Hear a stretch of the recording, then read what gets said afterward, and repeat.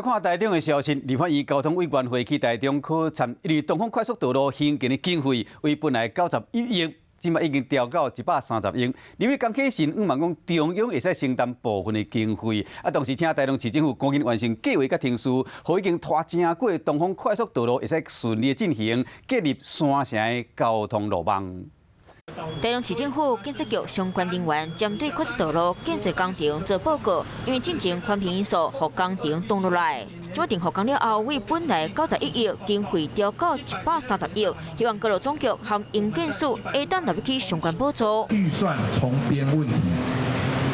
起码要恢复原状吧。第一个，中央地方的分摊比例。顶面来讲，过去中央负担73%，地方负担27%，今重新规划经费需要再追加22亿。如果要以增设系统交道方式来处理的话，这个部分我们也可以接受的哈。但是就是说，它的速度会比较慢。交通部长讲，配合东风快和各市丰潭路段连接，已经把各道丰潭段的路基土管到东风快路去，工程经费加开7亿。